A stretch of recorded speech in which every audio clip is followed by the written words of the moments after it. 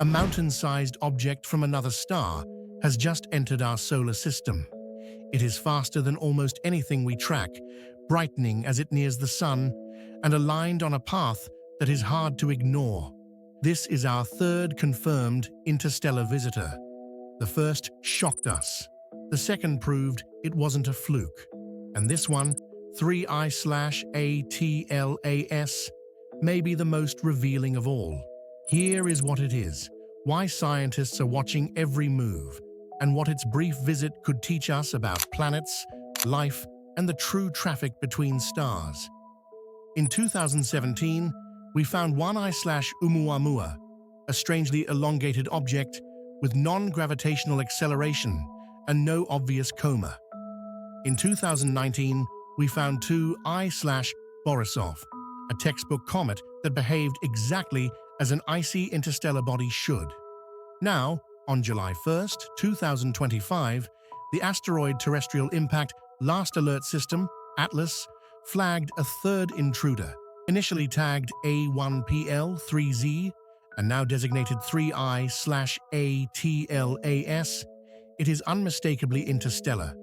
Its orbit is hyperbolic, its eccentricity well above 1, and its speed simply too high to be captured by the Sun's gravity. Early size estimates put 3I/ATLAS in the 20 to 40 kilometer range, big enough to qualify as a small city, yet moving at interstellar velocity. It is clocking nearly 66 kilometers per second, about 147,000 miles per hour. That is a cosmic bullet. Speed and orbit confirm the origin. It did not come from here, and it will not stay. Why are we seeing more of these visitors now? Our skies are being watched more carefully, more continuously, and more sensitively than ever. Surveys like Pan-STARRS and ATLAS sweep the heavens night after night, picking up faint, fast movers that older searches missed. The solar system isn't suddenly busier. Our net is finally fine enough to catch what was always passing through. Unlike Oumuamua, which showed no obvious gas or dust, 3I/ATLAS is already behaving like a classic comet. As sunlight reaches it, volatile ices warm and sublimate. The escaping gas drags dust outward, forming a coma and faint tail. That activity is more than a spectacle. It is data. The composition of the ejector, water ice, carbon-rich grains, silicates, encodes information about the environment where this body formed, light years away around another star. Trajectory is the second big story. On October 3rd, 3I/ATLAS will pass Mars at roughly 0.2 astronomical units, about 30 million kilometers. There is no threat to Earth, but that geometry is a gift to science. Spacecraft in Martian orbit, including the Mars Reconnaissance Orbiter, could attempt high-resolution imaging or photometry from a vantage point we have never had for an interstellar object. Even a handful of resolved pixels could separate a small nucleus with a natural coma from anything more structured. Every time we meet one of these travelers, we are forced to ask the same questions with better evidence. What is it really made of? Where did it form? How was it ejected into deep space? A fragment this large suggests violent origins, collisions between young planetary embryos, tidal shredding near a giant planet, or a destabilized outer disk, flinging material across interstellar distances. In that sense, 3I/ATLAS is a time capsule from another system's early chaos. There is a biological angle that refuses to go away. If icy bodies can move freely between stars, carrying water, organics, and minerals, then panspermia, the idea that the ingredients of life, or even hardy microbes, can hop systems, is not just poetry. It becomes a testable part of cosmic chemistry. Interstellar comets could have sprinkled prebiotic compounds onto infant worlds, including ours. A single object won't answer that, but each spectrum of ices and organics pushes the needle. Of course, every anomaly invites a more radical idea, that some interstellar objects might be artificial. Oumuamua's odd acceleration and lack of detectable off-gassing led a few researchers, most prominently Avi Loeb, to ask whether it was a technological artifact. The mainstream view remains cautious. Extraordinary claims require extraordinary evidence, but the question itself has sharpened our tools. With 3I/ATLAS, the working model is a natural comet. If its light curve, thermal behavior, gas production, and subtle trajectory changes continue to match solar heating and outgassing, that model will win. If anything refuses to line up, if the power implied by its brightness cannot be explained by reflection and venting alone, then the hypothesis space widens. The physics gives us a checklist. As 3I/ATLAS approaches the Sun, temperatures should rise predictably with distance. Gas species like CN and C2 typically emerge as certain thresholds are crossed. Dust production rates should increase on a curve we understand from solar system comets. Non-gravitational accelerations, the tiny coarse nudges produced by jets, should correlate with that venting. If the heating, the gases, the dust, and the motion rhyme, we can be confident in the comet explanation. If they don't, we look harder. Timing matters. The Mars approach opens a narrow window for off-Earth observations. The weeks around Perihelion, its closest distance to the Sun, will be the stress test for all models.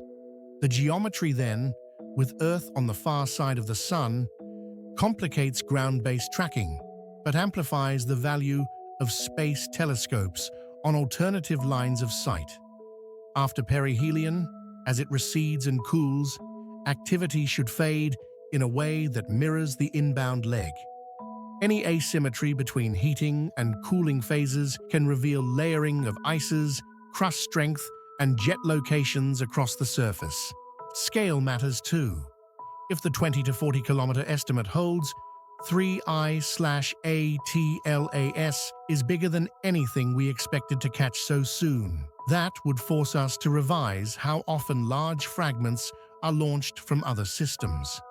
If further analysis finds the nucleus smaller, with the coma making it appear larger, that resolves the statistics without bending physics. Either outcome teaches us something non-trivial about how other planetary systems work. There is also a humility check built into this story. Oumuamua taught us that reality can outrun our playbook.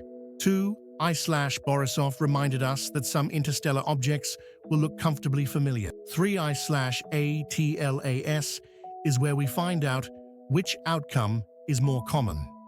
If it continues to behave like a normal comet with exotic chemistry, we expand the natural family.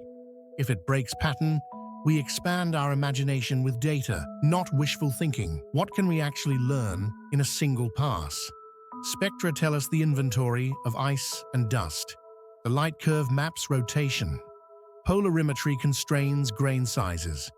High cadence imaging tracks jet sources and how they switch on and off. Tiny trajectory tweaks, measured against gravity, reveal the push of outgassing and the structure of vents. Combine those, and you get formation clues. A cold nursery with abundant water, a mix of carbonaceous material, and perhaps isotopic ratios that flag a stellar birthplace unlike our own. There is a bigger frame. Interstellar objects do not respect borders. They are the common currency of planetary systems, traded across the galaxy by physics alone. When one enters our neighborhood, we have a responsibility to interrogate it carefully and quickly. We do not know when the next will appear, only that more are coming as our surveys improve. Each one is a messenger, but the message is only as clear as the measurements we take. So here is the concise picture. 3I Atlas is the third confirmed interstellar visitor. It was discovered on July 1st, 2025 by the Atlas survey. Its orbit is unbound. Its speed is about 66 kilometers per second.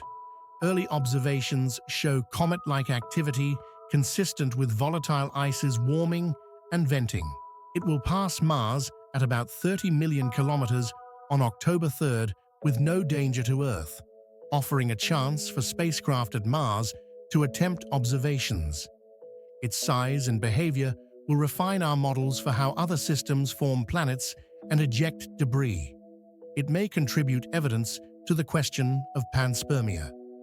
And while a technological origin remains speculative, rigorous tests, thermal, spectral, dynamical, can and will be applied. The stakes are knowledge, not drama. If 3I/ATLAS is natural, we win insight into worlds we cannot yet visit. If it is natural but unusual, we expose gaps in our models that we can close. If it is anything beyond that, we will know, because the numbers left us no choice. In all cases, curiosity wins. As 3I/ATLAS rounds the sun and fades into the dark, remember what these encounters really mean. Our solar system is not an island. It is a crossroads. For most of human history, we had no proof that material from other stars passed through our sky. Now, we have 3. The next may already be on the way. Until then, we watch, we measure, and we let the data tell us what kind of galaxy we live in.